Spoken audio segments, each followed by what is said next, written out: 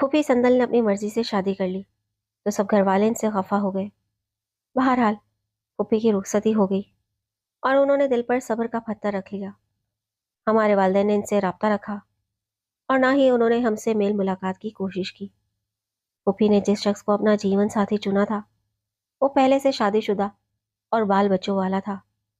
اسی اختلاف کے باعث میرے والدین پھوپھی کی وہاں شادی نہیں کرنا چاہتے تھے۔ خیر شادی ہو گئی اور اس کے بعد جیسے بھی حالات رہے پھوپھی نے کبھی اپنے مائکے سے امداد طلب نہ کی۔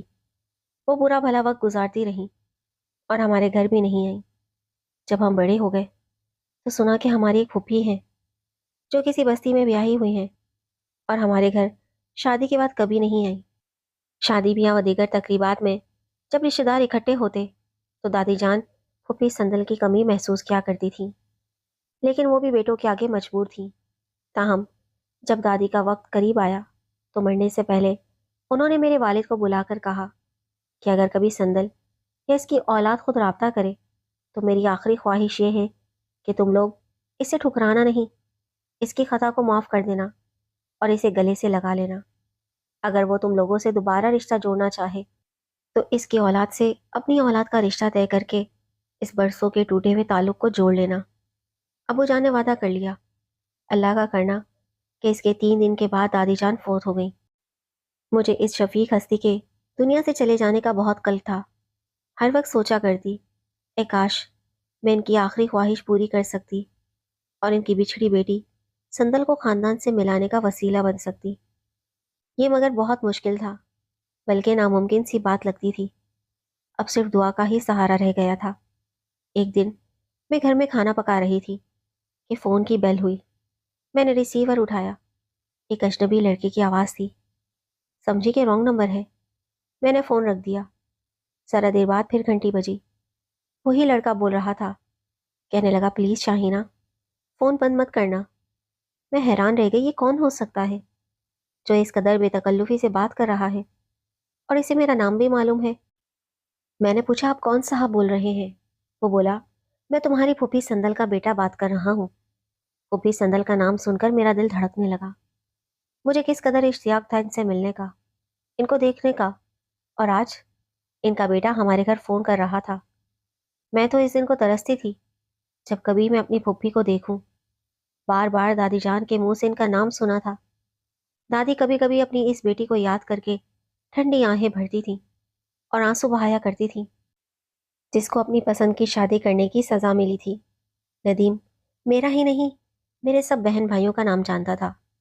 اس کے دل کا بھی یہی حال تھا کہ جو میرا تھا۔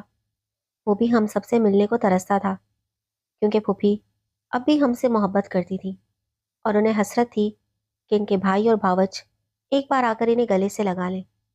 اگلے دن اس نے پھر فون کیا۔ میں نے فون اٹھایا۔ اس دن کے بعد یہ روز کا معمول ہو گیا۔ وہ فون کرتا اور ہم 2 4 باتیں کر لیتے، لیکن ممی کے ڈر سے کسی کو نہ بتاتی تھی کہ پھوپھی کا بیٹا فون کرتا ہے، کیونکہ امی جان ابھی تک پھوپھی سے نفرت کرتی تھیں۔ 6 ماہ تک میں ندیم سے چھپ کے باتیں کرتی رہی۔ جی چاہتا تھا کہ اسے دیکھوں۔ ایک دن اس نے کہا میں فلاں وقت تمہاری گلی سے گزروں گا، تم مجھے دیکھ لینا۔ میں چپکے سے چھت پر گئی اور دیکھ لیا۔ ندیم مجھے بہت اچھا لگا۔ دوسرے دن اس نے فون پر پوچھا بقول آپ کو ندیم نام تو بہت پسند ہے، کیا آپ کے ذہن میں میری کوئی تصویر بھی ہے؟ میں نے کہا ہاں، بالکل آپ جیسی ہی آپ کی تصویر میرے ذہن میں تھی۔ میں نے اس سے اس کا آئیڈیل پوچھا۔ اس نے بتایا تو اسے سن کر میں ڈر گئی کیونکہ میں اس کا بالکل الٹ تھی۔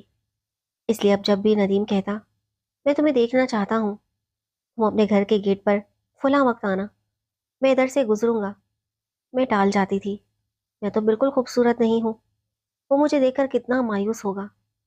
ایک رات میں اپنی بہن کے ساتھ تھی۔ میری بہن جانتی تھی کہ میں کسی ندیم نامی لڑکے سے فون پر بات کرتی ہوں۔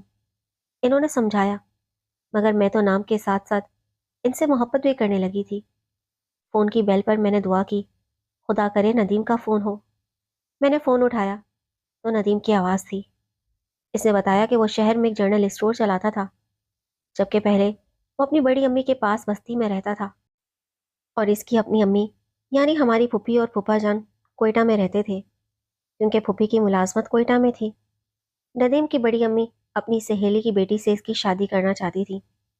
اس نے فون کر کے مجھے سب کچھ بتا دیا اور پوچھا کہ اب میں کیا کروں۔ میں تو پریشان ہو گئی، مگر جلدی سے خود کو سنبھال لیا کہ اگر میں اس سے محبت کرنے لگی ہوں تو ضروری نہیں کہ ندیم بھی مجھ سے محبت کرتا ہو۔ اس نے تو مجھے ابھی تک دیکھا بھی نہیں تھا، لہٰذا میں نے کہا آپ وہاں شادی کر لیں۔ ندیم نے پوچھا کیا آپ میرے ساتھ محض وقت گزاری کر رہی ہیں؟ تو مجھے بہت برا لگا۔ پھر اس نے کہا کیا آپ مجھ سے شادی کریں گی؟ اگر ہاں تو مجھے کتنا انتظار کرنا ہوگا؟ یہ برسوں کا خاندانی تنازع تھا، اس لیے میں کچھ نہیں کہہ سکتی۔ اس نے کہا آپ ہاں کر دیں، میں 10 نہیں ساری زندگی انتظار کر سکتا ہوں۔ میں رو پڑی اور فون بند کر دیا۔ مجھے یقین تھا کہ بڑوں کا تنازع کبھی ختم نہیں ہوگا۔ اگلے دن ڈائری میں سب باتیں لکھ رہی تھی اور رو رہی تھی۔ یقین تھا کہ ندیم اب نکاح کے بعد ہی آئیں گے کہ ان کی بہن کا فون آ گیا۔ اس کا نام ناہید تھا۔ انہوں نے کہا شاہینہ میں کل تم سے ملنے آؤں گی۔ میں گھبرا گئی کیونکہ امی کو تو ندیم کے بارے میں کچھ بتایا ہی نہیں تھا۔ دوسرے دن باجی ناہید آ گئی، کسی کو نہ بتایا کہ پھوپھی سندل کی بیٹی ہیں۔ بھابھی سمجھی یہ میری سہیلی ہوگی۔ انہوں نے آ کر سب سے پہلے میرا پوچھا، پھر میرے کمرے میں چلی آئیں اور مجھے خوب پیار کیا۔ بتایا کہ بھائی نے ضد کر کے بڑی امی سے انکار کر دیا ہے کہ وہاں نکاح نہیں کریں گے، بلکہ یہاں مجھے لائے ہیں تاکہ میں تم سے مل لوں اور تمہاری رائے معلوم کر لوں۔ ناہید باجی نے کہا اس جھگڑے کا کیا ہوگا جو میرے والدین نے برسوں سے اپنے دلوں میں پال رکھا ہے؟ وہ بھی میرے گلے لگ کر رونے لگی اور کہا کہ میری بھابھی صرف تم ہی بنو گی اور اس رشتے کے ذریعے ہی ماموں اور ممانی سے ہم لوگوں کی صلح ہوگی۔ کافی دیر تک کمرہ بند کر کے ہم دونوں روتی رہیں۔ پھر وہ میری ڈائری لے گئی تاکہ میں ندیم بھائی کو بتا سکوں کہ تم ان سے کتنا پیار کرتی ہو۔ اگلے دن ندیم کا فون آ گیا کہ پلیز مجھے معاف کر دو شاہینہ، مجھے خبر نہیں تھی کہ تم مجھ سے محبت کرتی ہو، تم نے مجھے کچھ بتایا تو ہوتا۔ میں نے جواب دیا کیا اب مجھے ہر بات اپنی زبان سے کہنی پڑے گی؟ میں تو ڈرتی تھی کہ آپ کا آئیڈیل نہیں ہوں۔ تو وہ بولے آپ جیسی بھی ہیں میرا آئیڈیل ہے۔ اب میں امی کو آپ کے گھر بھیجوں گا۔ میرے لیے تصور ہی خوش آئند تھا کہ پھوپھی سندل ہمارے گھر آ رہی ہیں۔ مجھے ابو کی طرف سے اطمینان تھا کیونکہ انہوں نے دادی جان مرحومہ سے وعدہ کیا تھا کہ اگر کبھی پھوپھی ہمارے گھر آئیں گی تو انہیں ٹھکرائیں گے نہیں، جبکہ امی کی طرف سے خدشہ ضرور تھا۔ لیکن ان دنوں ہم 2 بہنیں اپنے بھائی کے پاس تھیں، جبکہ باقی بہن بھائی اور امی لاہور میں تھے۔ ایک دن پھوپھی ہمارے گھر آ ہی گئیں۔ وہ دن میرے لیے عید کے دن کی طرح تھا۔ برسوں کی خواہش آج پوری ہو گئی تھی۔ میں اور باجی ان کے گلے لگ گئے۔ انہوں نے ہمیں بہت پیار کیا۔ پھر باجی سے کہا کیا اس کا رشتہ تو طے نہیں ہوا؟ باجی نے کہا نہیں۔ تو وہ بولی جب آپ کی امی آئیں تو مجھے بتا دینا۔ اس سے میں بہت خوش تھی کہ آنٹی تو مجھے مانگ لیں گی۔ اللہ کرے میرے گھر والے بھی مان جائیں۔ 2 ماہ بعد امی آئیں تو آنٹی بھی آ گئی اور میرا رشتہ مانگا۔ امی نے انہیں مایوس نہیں کیا، آنٹی سے گلے ملی اور کہا میرا بھی جی چاہتا ہے کہ تم سے دوبارہ رشتہ قائم ہو، کیونکہ تمہاری والدہ تمہاری جدائی میں تڑپتی چل بسی۔ میں ان کی خواہش کا ضرور احترام کروں گی، لیکن شاہینہ ابھی چھوٹی ہے، اس سے بڑی جو اور میری بیٹیاں ہیں آپ ان میں سے کسی کا رشتہ لے لیں۔ مگر وہ نہ مانی کیونکہ جانتی تھیں کہ ندیم اور میں ایک دوسرے کو پسند کرتے ہیں۔ میرے گھر میں یہ بات صرف میری ایک بہن کو پتا تھی۔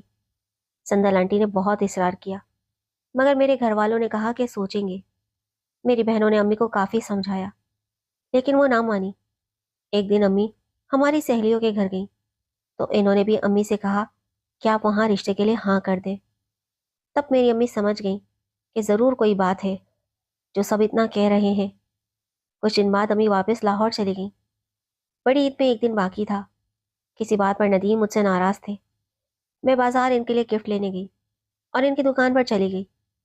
تھوڑی دیر بعد میں نے کہا مجھے رکشہ کروا دیں، گھر جانا چاہتی ہوں۔ ہم روڈ پر آئے، سامنے سے میرا بڑا بھائی آ رہا تھا۔ اس نے ہمیں دیکھ لیا۔ ہم ایک دم سے واپس مڑ گئے اور ایک دکان میں چلے گئے۔ تھوڑی دیر بعد ہم روڈ پر پھر سے نکلنے لگے تو وہاں میرا چھوٹا بھائی نظر آیا۔ اب تو میرے حواس بالکل ہی جواب دے گئے۔ ندیم نے مجھے رکشے میں بٹھا دیا اور تسلی دی گھبراؤ نہیں، بھائی نے نہیں دیکھا۔ میں نے کہا اب بھائی نے دیکھ لیا ہے، آپ आप मत आए। घर आकर मैंने बहन को सारी बात बता दी। थोड़ी देर बाद भाई आ गए। वो बहुत गुस्से में थे और कहने लगे, मैं आज तुझे जिंदा नहीं छोड़ूंगा। इन्होंने मुझे खूब मारा। मैं बेहोश हो गई। जब बड़े भाई घर आए तो उन्होंने बताया कि ये नदीम के साथ बाजार में घूम रही थी। सुबह आई थी और चांद रात को मेरी शामत आई थी। जब मुझे होश आया और मैं कुछ सोचने के काबिल हुई तो ख्याल आया कि भाई इतने गुस्से में है, नदीम हमारी गली में आए तो न जाने भाई इसके साथ क्या सुलूक करें। मैंने बड़ी मुश्किल से कागज पर लिखा कि आप सुबह हमारी गली में नहीं आना, बल्कि बस्ती चले जाना। अपनी बहन से कहा कि सुबह सबसे पहले ये नदीम को भिजवा देना। इसके बाद मुझे कुछ होश ना रहा। ना ये पता कि सुबह कब हुई, ना ये कि कब कुर्बानी हुई। भाई के डर से किसी ने भी आकर प्यार ना किया। शाम को भाभी ने आकर प्यार करके उठाया और कहा, कल से भूखी हो, कुछ खा लो। मैंने कहा, जब तक आप लोग फुप्पी संदल को कबूल नहीं कर लेंगे मैं कुछ नहीं खाऊंगी।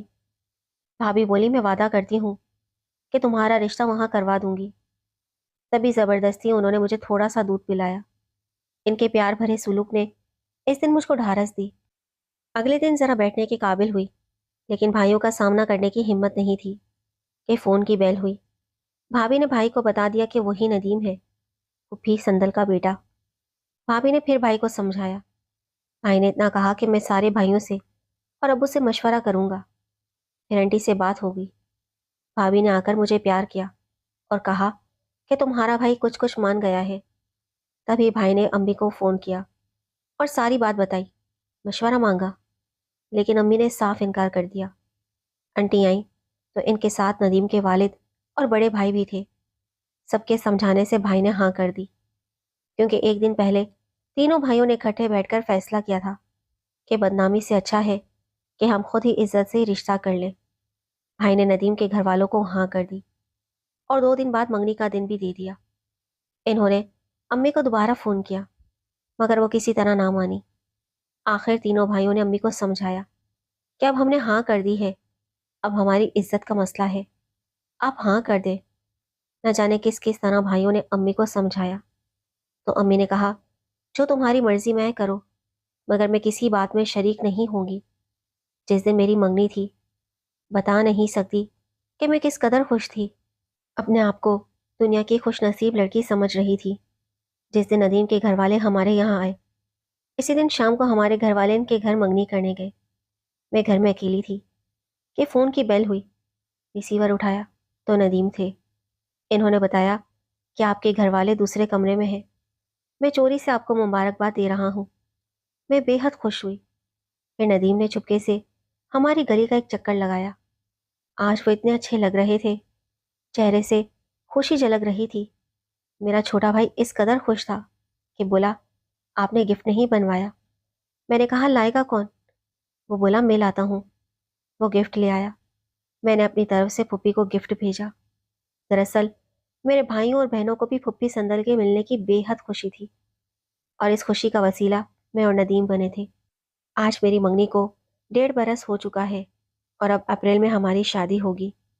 आज मैं अपने आप को बहुत खुशकिस्मत समझती हूँ और दुआ देती हूँ कि इस रात ईद को जब मेरे भाई ने मुझे बाजार में देखा, नाराज तो हुए पर संजीदगी से सोचा भी, यूँ थोड़ी सी कुर्बानी का सिला मुझे और नदीम को दायमी खुशी की सूरत में मिला। अगर नदीम की अम्मी मेरी सगी फूफी ना होती तो शायद हमारी कहानी का अंजाम अलमनाक ही होता। यही सोचकर आज भी लरस जाती हूँ। मैं हर वक्त खुदा से अपने और नदीम के अच्छे मुस्तकबिल की दुआ क्या करती थी, जो कबूल हुई। इसलिए कहते हैं कि हर वक्त अच्छी दुआ करनी चाहिए, न जाने कौन सी घड़ी कबूलियत की हो। ये मेरा ईमान है कि खुदा से सच्चे दिल से जो भी मांगो वो ज़रूर मिलता है।